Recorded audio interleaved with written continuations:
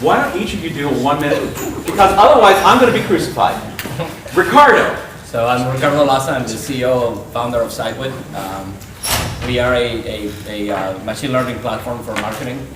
So it's basically for SMBs, for small businesses, to manage their digital marketing in the substitution of a Google and Bing on their own or a small agency. So it's basically empowering SMBs to do their own marketing.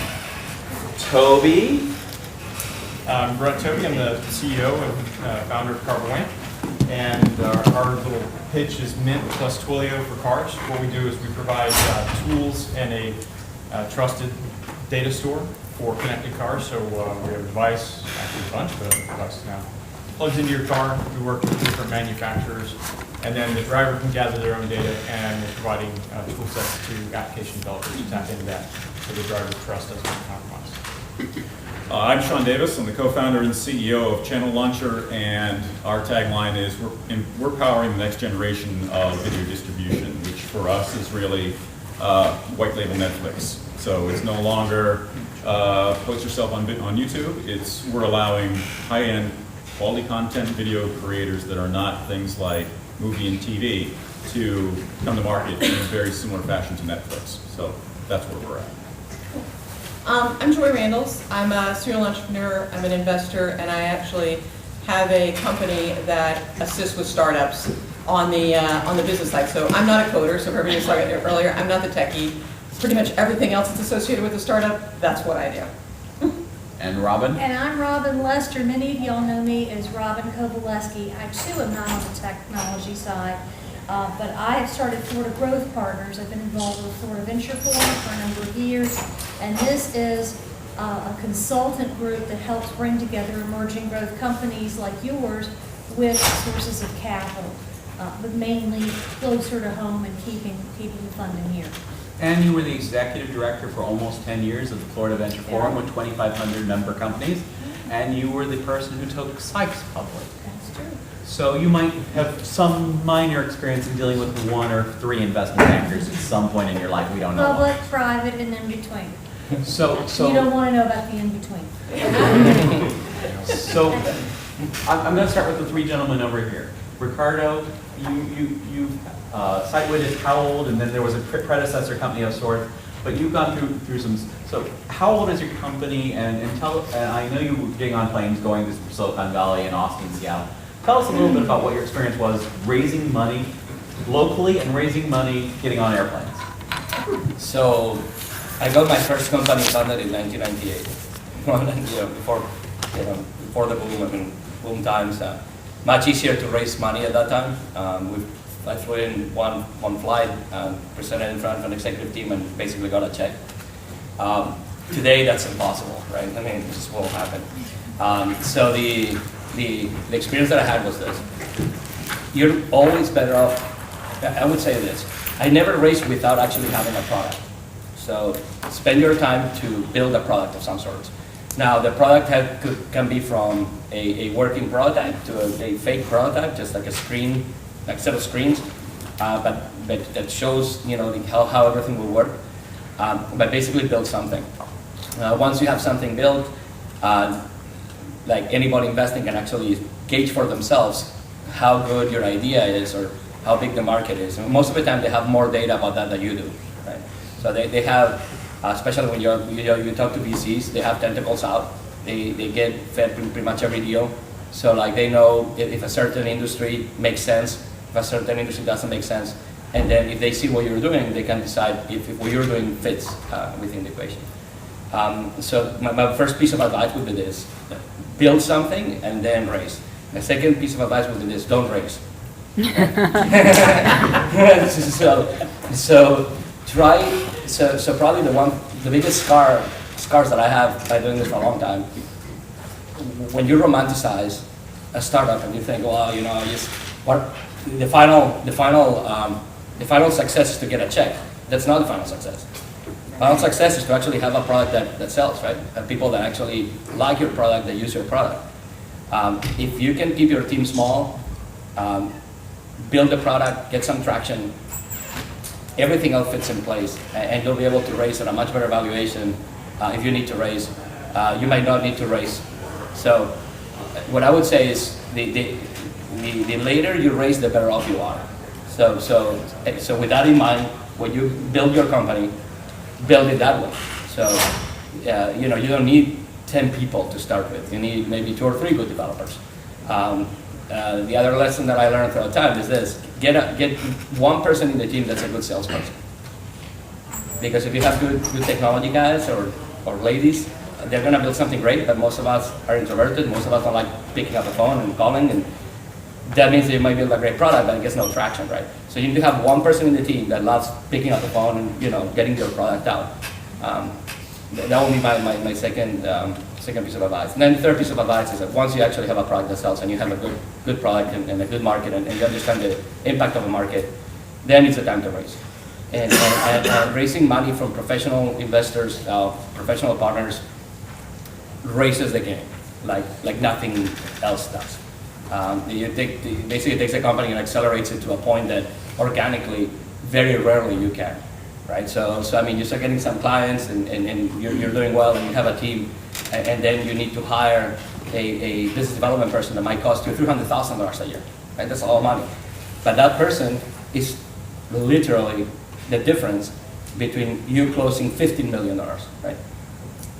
So how do you take that decision? Where do you get the money to write the check, right? So that's where funding does come into place. And then in regards to raising locally versus other places, this is what I would say. We raised in Silicon Valley, we raised locally. Silicon Valley is great in the sense that they get it.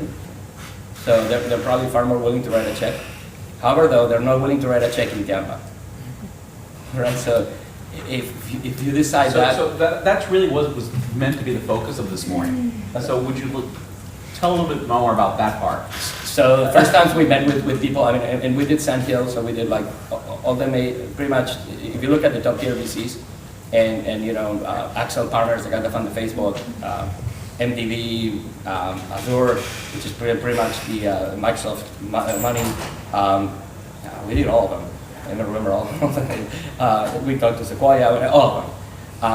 Basically, the first thing that they say, they ask you, because obviously they like what they see. I mean, you don't get a meeting if they don't like what they see. They don't waste their time. Once they like what they see, they say, hey, that's great. Well, where are you guys? Oh, we're in Florida. And then they've been in Tampa, and they go like, oh, Tampa, what's in Tampa? They laugh, what's in Tampa? You go, no, it's not bad, it's a good place. And then they say, well, normally we don't invest past the Rockies, right? So that's the first thing they say. And then second, they go, well, we'd love to do business with you, but you have to move, right? So basically that happened to us in 2008. We left money on the table because we had to move, and me, I mean, personally, I couldn't move, and it just didn't fit. But so it's very difficult to raise money from over there. Here we did finally. And why is it difficult to raise money locally? Ooh. Now, locally, it's difficult for a different reason. As far as institutional money, he knows more than I do. Okay, so we've raised primarily from angels locally and stuff like that. And that money is as much as everybody wants technology in Tampa to go, it seems like there is almost like a dark horse. People go like, we would love to see a technology company go here, but we don't understand technology enough to where we're going to write a check. Well, it's a difference between it's almost a perfect transition. Yeah, so. perfect transition. Well, you get and first of all, you can't, don't be a whiny little bitch because somebody doesn't like your idea. I don't know. Plus local meetings. Yeah, let me just say one thing. When you go to the meetings in I Silicon Valley, wouldn't say Ricardo. they just yell at you, they make fun of you. Okay, they go, oh, that idea is good, but it's stupid. Like, as you go through the slide deck, they go, faster, faster. Like, you're like, okay, yeah, I get it. Like, I'm trying to go. So I said you had 5 minutes, but I really meant 2. Yeah. Yeah, exactly, that's right. So, like, if they yell at you, don't cry, because actually they do it on purpose. They do that to, like, see what you're made out of. Oh, yeah. Like, they're very conflictive. They go, like, oh, that's stupid, so-and-so did it. Even though they never did it, right? So you have to explain, no, and There's 25 different competitors, and they're all going to kill you. Yeah. Thanks. Moving on. Exactly. But you can't complain about an investor not liking your stuff, because all it means is that you didn't communicate well enough, or you didn't have the right set of information for them to feel comfortable parting with their cash. It's and locally, I know that there's money locally. I've been in the poker games, I've been golfing at Palmacia, and it's like, oh, you could fund a company with that. In the local environment, people invest in what they know. And when, people talk about, like in the valley, And so what do they know locally? Locally, they know companies with trailing revenues. So you have a lot of capital locally that's come to Tampa, or it's capital that's been built up in the traditional, hey, real estate. There's lots of folks here who are interested in investing in real estate. And that's doing really well now. No comment. The returns on some tech portions are doing better than some of the real estate stuff. But Ricardo's advice about invest in product. People they're basically betting on a team, and they're betting on something they see. So if they don't know the team and they can see something, and it's close by, they'll watch the team. We were even before I started Carboyant, the offer was, hey, we'll fund you in California. So we were planning on moving. Little hole opened up around the house. 30 cement trucks later, we are still stuck in Florida. But if you're willing to go to where the investors understand what you're doing, then you can do it. But started funding in Florida, part of it is you need to see more successes. My point in the last panel about, hey, there's lots of kind of a diaspora, people out of town who've done things in technology. Can we get them back connected? If you've got a tech idea with a product, but no revenues, it's going to be a challenge. It's the Florida Venture Forum, and there's somebody from an EDC going, hey, we made loans.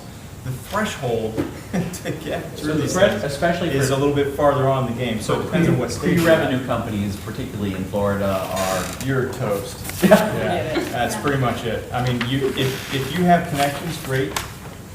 We got a couple of local angels, outstanding.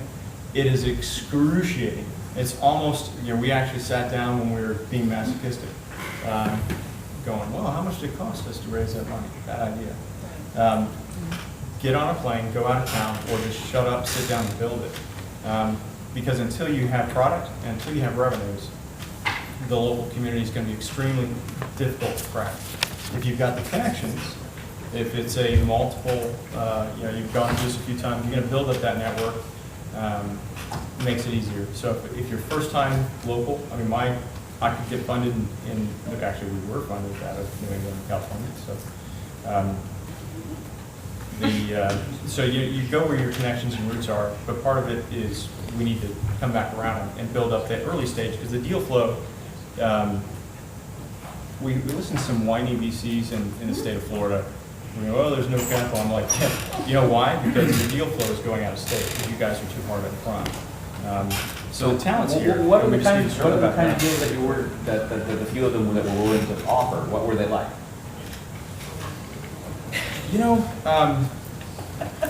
We did. Be honest. Filter. Now we actually were lucky enough to get we have outstanding investors, but in the valley, convertible debt at an early stage makes sense, because they realize, you look at the scale of the opportunity you're trying to tackle, and you go, you know what, we need to leave. They understand the economics of several rounds of valuation. We had an angel group that we were talking to, and they said we typically take 40%. I'm like, well, what's your success rate with that? Because at And 40%, 10% warrants? yeah, and So 40%, so 50% effective of the equity that precludes the next round. Absolutely. And literally, we had one VC who said, you know what, we spoke to these folks, they said, do not do that. It was, well, we already shut them down, but the economics don't work. So you have to get a group that understands the economics. We did priced stock, but we did it priced with the understanding of what multiple Yeah, I wasn't prices actually are. asking deal terms. I was just trying to say. I'm not going to give you the deal terms. I wasn't trying to. What I was trying to say is local Florida market versus southeastern regional market versus larger country market. There is no The southeastern mentality regional of market. the mentality of the people on the deal structure. Right. There's Super local, less local, and There is no southeastern venture market. There are communities in the southeast, and we have an investor in the southeast. We have an investor in the northeast, and we have an investor in the west. And when you say that, you're talking for pre-revenue companies and early stage companies. If you're a Series BC company, fine, you're gonna, it doesn't matter where you are because you're looking at the metrics of the company. Right. But when you're looking at A early stage pre-revenue company, or- well, even early post-revenue, the metrics will show loosey-goosey, that it's like, hang on, let's see what happens. They're betting on the idea, they're betting on the market. I'm just trying to make sure that the audience knows the context in which you're saying these statements, that's all. Yeah, that's probably a good. That's all I'm trying to Yeah. translate for them, okay? Joel, I'm going to put another one of my presentations for later on because I've heard both of them talk about it, and here's the reason why. You're talking about the funding cycle, but a lot of times companies don't understand the growth cycle that a company needs to go through. It's two completely different Yeah, but things, the and it goes to what The Ricardo. focus of today is to educate this room, some government officials, and a larger context, and come to a consensus Yep. about if you're trying to do this, what are you looking at? What are you looking at locally? What does the market look like? What are the solutions that make the most sense for you from people who've done it and who really, really know it? And, this is, not sour grapes or spilled milk or anything like that. It's just, this is the reality of the situation. The different investors in different markets have different sets of experiences. I mean, if you're in the Valley and you're standing in line at Starbucks, you do that every day for a year and you're gonna know about venture funding, If you're doing that in, some parts of the Northeast and other locales, you're going to get a little bit more picked up. If you're standing in line in Buckhead, you don't learn about venture funding at Starbucks, so just have the right set of expectations. But if you've got the right passion, you're willing to, eat glass and bust through walls and hop on planes, you can pull it off, regardless of where you are. So I'm going to let him throw the local market further under the bus.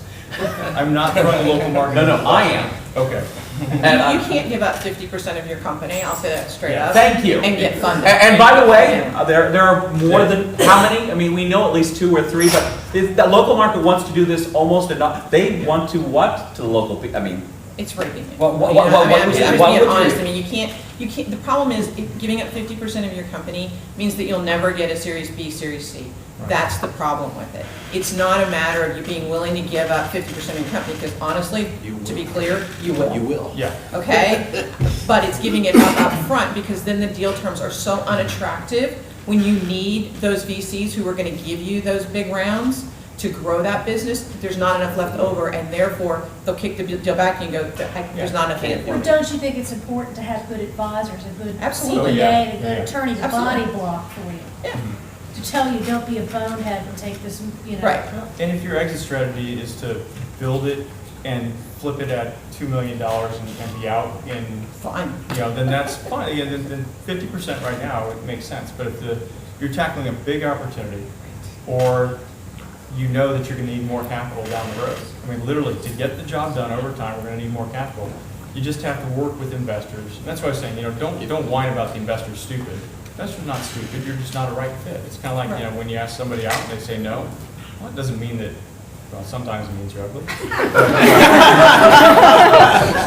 in general, there's somebody for everybody out there. You gotta ask a lot of people out before you get the right yes. Not any yes, but just the right yes. You want me to jump in? Yeah, You got it. All right. One of the things that you hit on was don't do a deal at 50% because it's stupid. I think we all understand, but there's actually a technical reason, which you also alluded to, which is there's not enough room left on the cap table to make it attractive to a follow-on investor. There's, in terms of the valuation and those types of things, that's where an advisory team that's been through this crap before is invaluable. I have a really good board on my team. One of them is bringing a breathalyzer test for cancer to market. And he's got tons of investors that are looking in the technology market, but they're not looking seriously at Tampa. And here's the thing that I hear repeatedly.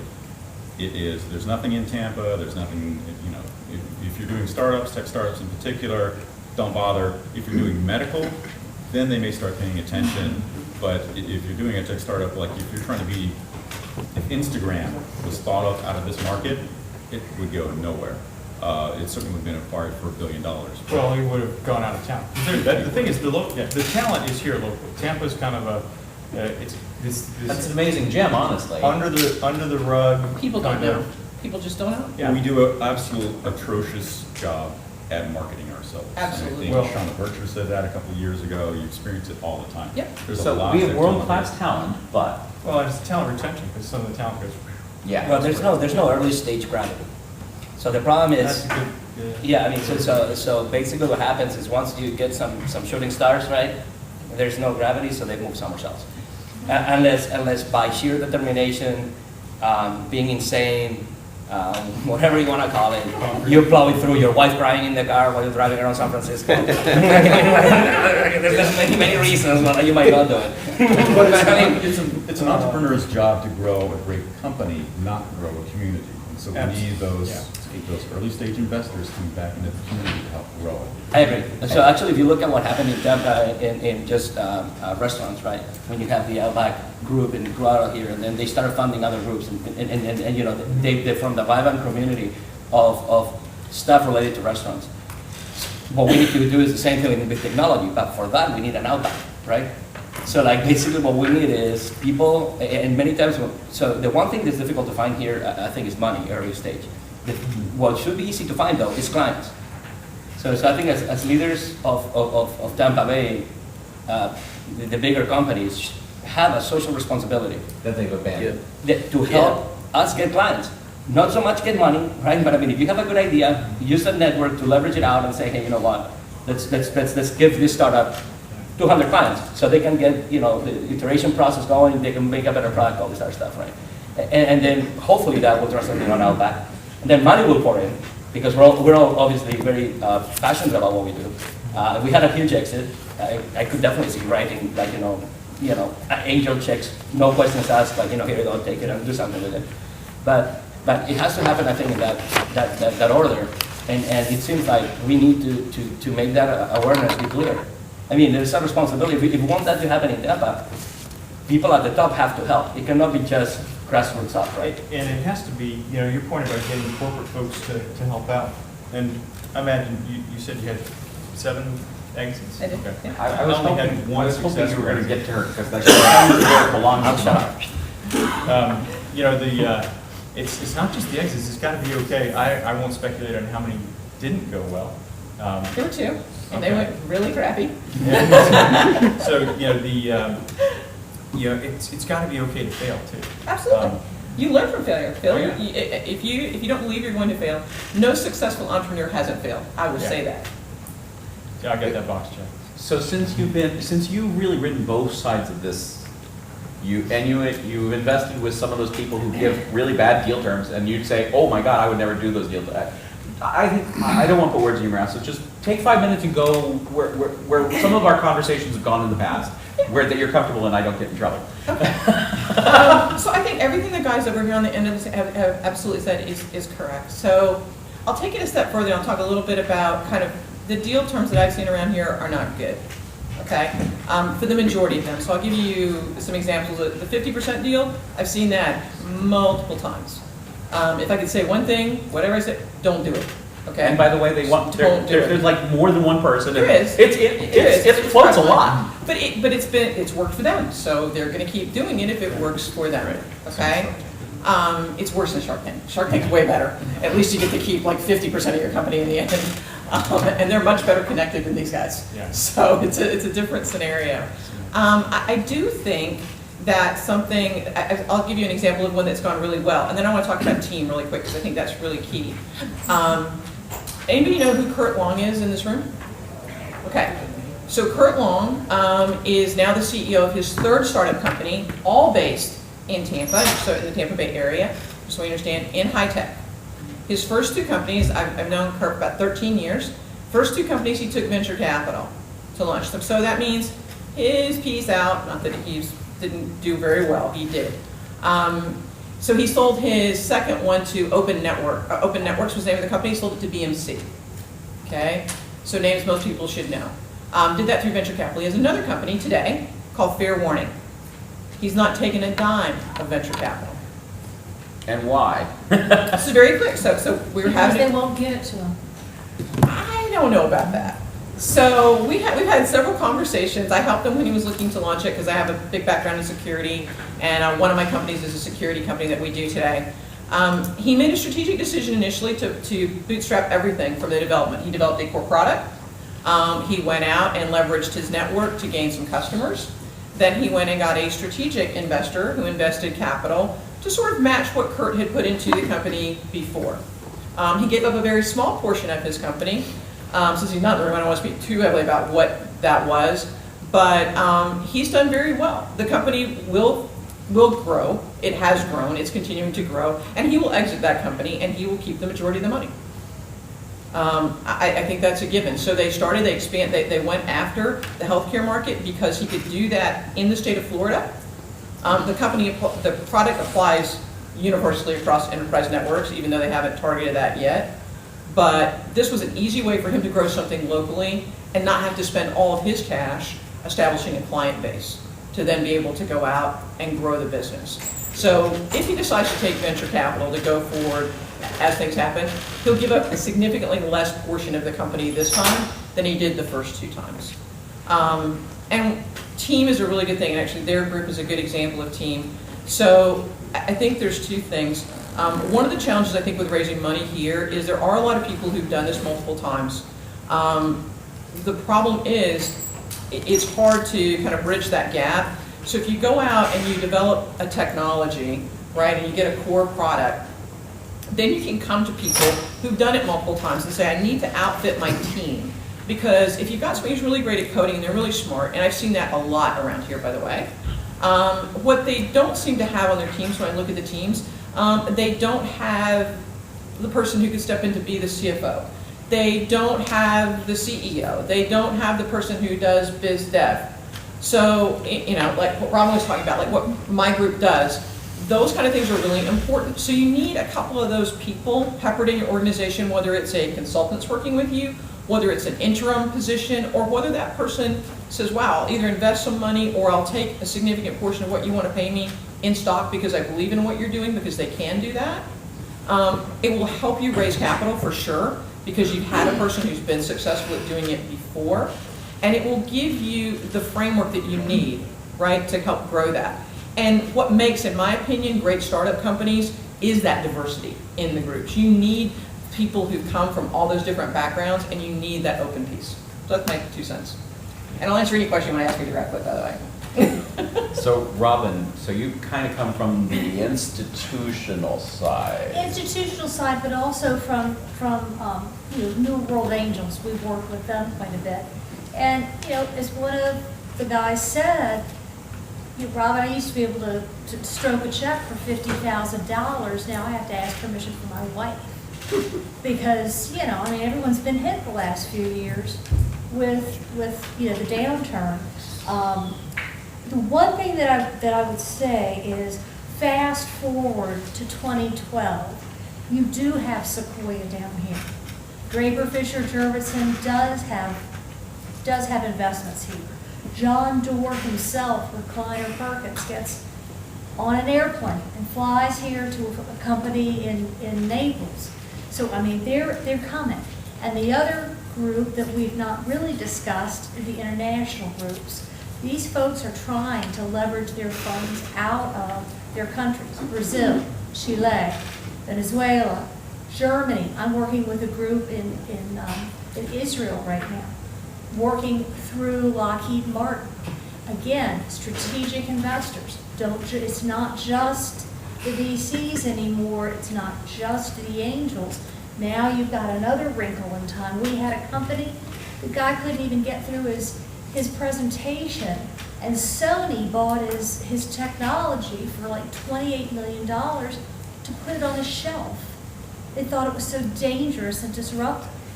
Well, heck, he could, I mean, you know, yes, he wanted to change the world, but $28 million in a kid's pocket, heck, he can go build two. He'll change the world with a different technology. Exactly. You know, so I mean, I think entrepreneurs have to check your ego at the door, and you have to, you know, there's more than one way to skin a cat. Sure, we'd all love to take a company public and ring the bell and you know, but It's not always correct, that we had done it twice. it is, it's pretty, yeah, then you're on 90-day cycles. But so you know, I think you have to, getting venture capital, getting early stage investors into your company, you are choosing your parent, and you'd better choose them wisely. There ain't no divorce. Not see it's scary, it's like you choosing your parent, your child, and your spouse. at the same Absolutely, time. that's it, because you've got to have somebody who's going to open up the doors for you, someone you can really rely on, someone you can go to and say, ooh, how to Can say think this about nicely, I just stubbed my toe big time, and not try to do the tap dance around it, just come straight out with it. That's what they want, they have to have that. You've lost credibility. And while you're looking for these groups in Silicon Valley or Boston or name your pick, you can still build relationships with these people. They do eat lunch. They do have a cup of coffee. You can go out with them and say, hey, here's my business plan. This is what I'm going to do the next 3 months. What do you think? And if they tell you you're an idiot, crazy, whatever, thank you very much, go back to them in 3 months. I told you what I was going to do. I did it. Now I'm going to do these 3 things. And you build the relationship, and then before you know it, the Kurt Long gets, you know, that's kind of how that whole thing started. And then one person introduces him to somebody else, it strikes their fancy. And, you know, I think also entrepreneurs doing your homework and not just doing a shotgun approach and just carpet bombing these VCs. You know, you've got to know that, you know, HIG Capital is going to be interested in medical device, and, you know, they don't care about your cool new whatever else it might be. That another group might really care about that. And so, you know, spend your time, your money there. But it does take time to build the relationships. And to Robin's point, I think picking your VC, if you're going to go to a VC or you're going to go to even an angel fund, right? Picking who you're going to go with is really key. So don't just look at those things. Look at what their portfolio looks like today, okay? Look at the portfolio. Are there companies in there that's complementary, where you'd have a shared customer base with the companies that are in there? That's really key. Look at what their track record is for companies that are doing something similar in the same line or would appeal to the same client base as what you're going after. And that will give you a really good indicator as to how deep their connections are, where they run, and will they be able to actually open doors for you. And it's got to be complementary though. 'Cause Yeah, they won't take a conflict. They will not take a conflicting investment, and if there's the slightest bit of the appearance of an overlap, one of the things we had to do was create this full, because we're going to provide tools. Okay, well, if you're going to provide tools, you're going to have the whole reference, and you got to create the whole framework, which means you've got an app all the way through. Now, anybody who's ever funded an app, as we went back through and we're like, all right, well, let's dial back, you know, cut all those guys out. Sean and I were comparing notes on potential investors. You both of you touched on things that actually can be an advantage in Tampa. We were able to go much longer without funding Absolutely. here than we. Lowers the cost of capital I every would have time, burned go through. figure. Yeah, in Orange County, 4 months, I would have burned through what we burned through in a year here. And also the networks, you know, you talk about like John Doerr and Sequoia coming here. We're coming here for later stage investments. They are. But one of the nice things about Florida, I mean, you have Florida, Tennessee, and Texas, and a few other folks that don't have state income taxes.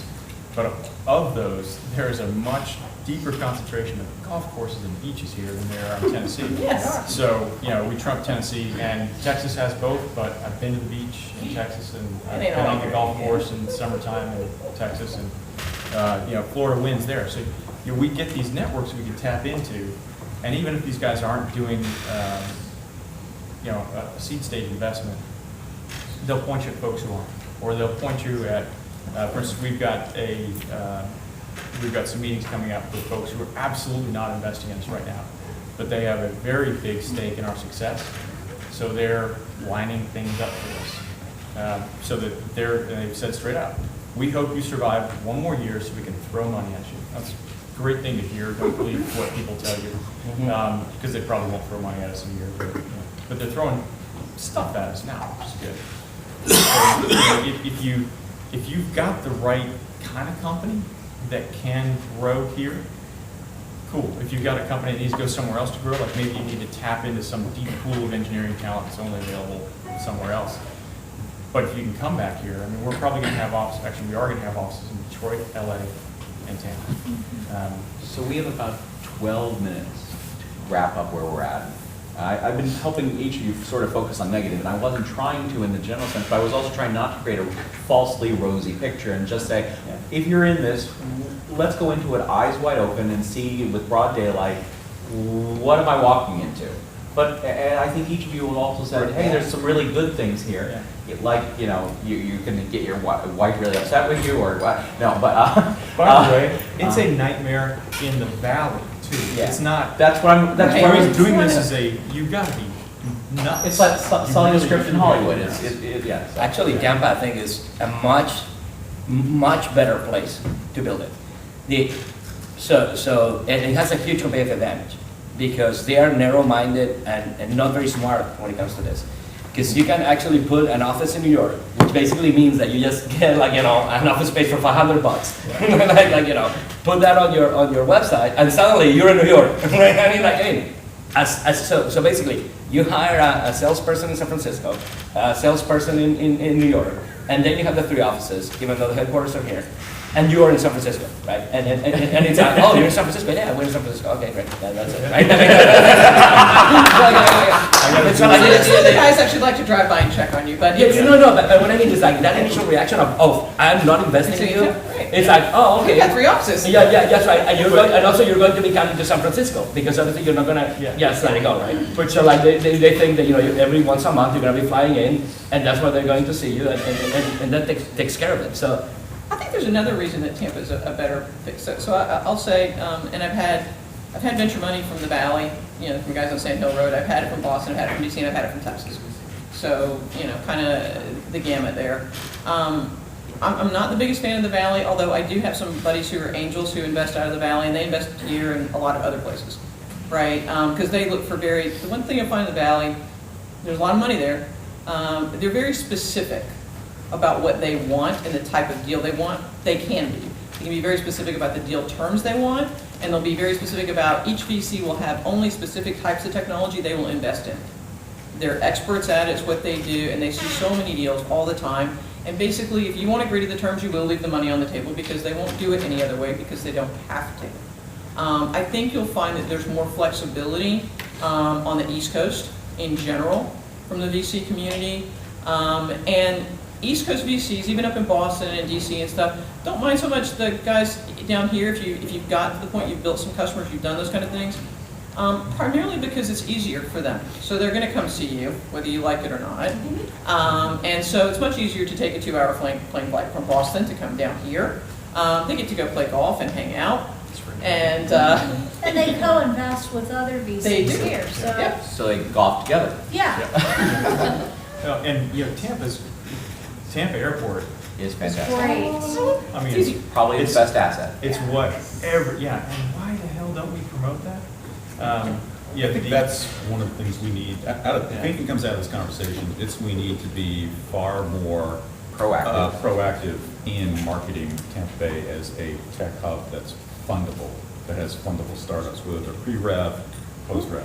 Easy to get to, fun to get to. I mean, if you gotta go visit somebody in Atlanta in February, or you gotta visit somebody in, you know, I'll choose Tampa Airport. Tampa. And I can't tell you for how Christ's many VCs, though, what people don't think about, and Robin will be able to attest to this. There's so many VCs that have homes between here and Naples that come here anyway, Oh, Yeah. yeah. right? So they're here, Yep. back and forth, But regardless. but honestly, if you Yeah. stop just shy of stalking, you can actually do it. Yeah. Well, that's actually a good point. That's actually a good point, and You both need of to you hunt actually those kind of folks. already spoke to it. Once you've got your research done, the next thing you need to do is figure out how to get an introduction to those individuals. Yes. Because an introduction opens all kinds of doors that just picking up the phone doesn't even come close to. And So- if you can't get an introduction to somebody that you're stalking, then You can fake drowning out in front of their house. There's always a way. Yeah, There's always a way. But, Their yeah, big that's yacht, almost a and test then- of can you go out and sell your stuff? Because at the end of the day, if you can't sell anything, or your company can't sell anything, it doesn't have to be you, you are screwed. Right. You know, it doesn't matter how cool your tech is, somebody's got to sell it to somebody else. So getting the funding is almost this litmus test of can they turn around and sell this sunshine to somebody else. Well, they look at that too. So when you were talking about like, don't let it get discouraging when they beat you up, because they're gonna beat you up. So if you go talk to 100, 95 are gonna say no right off the bat, right? The other 5 might listen to you for a little while, so don't get discouraged, but that is part of the game for them, right? And a lot of it is to see, do you have the tenacity to succeed in the end? Right. A lot of things you'll hear are things like, the famous one was, well, Google can do that. Right. Eventually, my response was, what do? You invest in companies. Google can do that too, so. Right. It goes both ways. Actually, they do it. I'm looking for an intro. So we have about 5 or 7 minutes. We can either stay with us or we can take 1 or 2 questions real quick and do a wrap. So. Tired of hearing this. Oh, Yeah, yeah. me too. Okay, you. I'm a technical co-founder of a small technology startup here in Tampa, and we just closed our first seed round, and we're looking for VCs. Can you talk about balancing between raising money with VCs, but also we have clients and we need to get stuff done? Always do the sales call. Yeah, Always. absolutely. Blow it off. I blew off meetings in San Francisco this week for sales calls, and they're like, thank you. Always do the sales call. Because you've got to prove that to the VC in the end anyway, so if you're proving that, and that's the other thing, funding takes a lot of time to raise money, big time. And lots of founders too. Yeah. So it's very difficult to focus on the operation and raising money at the same Yeah. time. If they find you're blowing off sales. They won't fund you anyway. But again, I go back to this, that's where the attorney and the CPA can be very handy, because they are often the gatekeepers. For a lot of those folks, if they say, hey, Joe, take a look at this business plan, and they're getting 100 already, he's probably gonna look at that business plan before the others. So you're one step closer.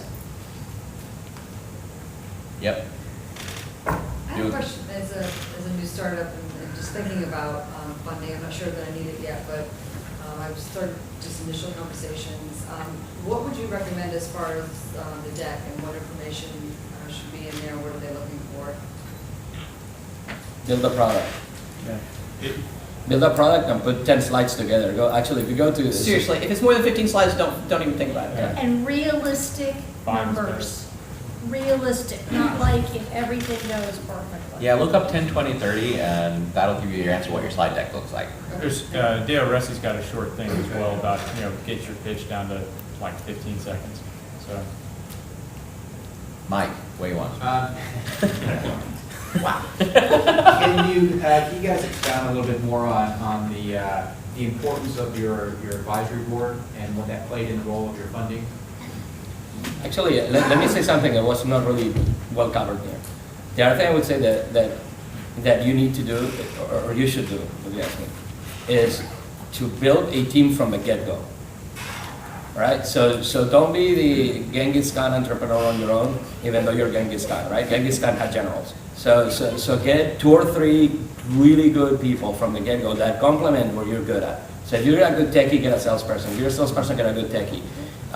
If you're like in the data mining world, get a guy that knows data mining. If you're into machine learning, because I think the chances of you getting any type of, not even funding, just getting clients and a good product are exponentially higher. So basically, that's the best giveaway of your equity, if you ask me.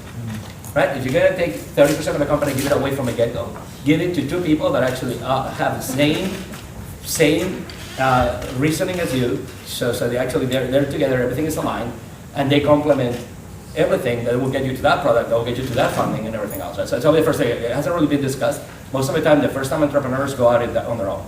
Second time, you realize, hey, you're better with people. And the third time, you actually realize it's the most important thing. So you're better off giving away from the get-go some stuff to do that. As far as the advisory board, it's critical, if you ask me, because it's the cheapest way to get in front of the most difficult people to get. So basically, it's free. You don't have to, or sometimes you have to give a small amount of maybe options. But if you get good people on the board, so the one thing is you need to have a good product, because if not, they're not going to be on your board. They're not going to be on your board on an idea. Nobody's going to go, oh, I have a great idea. Yeah, great. Go on, have a beer, and then come back. I mean, you have to have actually something, right? And then if you believe in it, then you could say, hey, sure, I would like to be on your board. And by the way, I know so-and-so that actually isn't in this industry. I'm going to give him a call, and I'll be happy to do that. So it is critical that you have something good for it. The advisory board is cheap. You can get really good people because it has very little liability. I mean, like a board of directors is a different ballgame. I mean, and get 2 or 3, 4 good people there. And especially if they're well connected, when the time is right, you can pick up the phone and say, look, we just released this. Can you put it in front of so-and-so? And it's like, bam, bam, done. Right? Okay, so I'm going to give everyone else one more minute, but I'm also going to do a plug for, I think you have a partner in the room, and he's going to do a presentation in the next hour. Is there? Restaurant. And what are you presenting again? I don't remember. And machine learning systems, sort of the data. I thought he was going to present how to kill your co-founder. So we each have 1 minute to close, to pick whatever the most happy, useful bit of information you can share with anyone, both EDC and people, EDC and chambers, as well as people in this audience. 1 minute each. I would say the best thing that we could do to get the deal flow going on the seed stage, which feeds the whole thing locally as opposed to watching it go elsewhere, is talk some folks into, somebody talking about stroking a check for 50K. Let's get people who are willing to do, 5, 10K checks and just treat, take that serious couple games of poker and say, I'm going to play poker with tech. Sean. Promote the hell out of the community. You can see by this event that it's growing every year. I think we had 400 people last year. We've got 1,000 people this year. The company's growing. The community is growing actually very quickly. The other thing is, I agree with you. Good advisors. I think a solid board of directors that have raised capital and taken companies public, or at least having them acquired, is invaluable, and they're definitely worth the equity that you need to fork over. Their experience is actually absolutely invaluable. I'll agree with everything that's been said so far, and I think putting together that team initially, so making sure that you get some people who will give you good advice, right, who've lived through this a few times before, is pretty critical. And you should be able, if you've got an interesting idea, you should be able to find somebody, whether they choose to invest or whatever, will spend an hour with you saying, do this, don't do that, or can I pass something by if I get a deal stuck in front of me, is this the way to do it, and get that input. Robin. All of the above, and I will play the Pollyanna. I really do believe this. At the end of the day, innovation will be funded. Innovation will be funded. It's how you communicate it. It's what you do with it. Get out there. Don't let them say no. No is a maybe, and a maybe is a yes. So did anyone who liked this put up your hand? Okay, so we didn't do too bad. Okay. Glad you had liked it. Now, You just want to invest. now I have one more favor. All of you who raised your hand, please help us. Please. Thank you, everybody.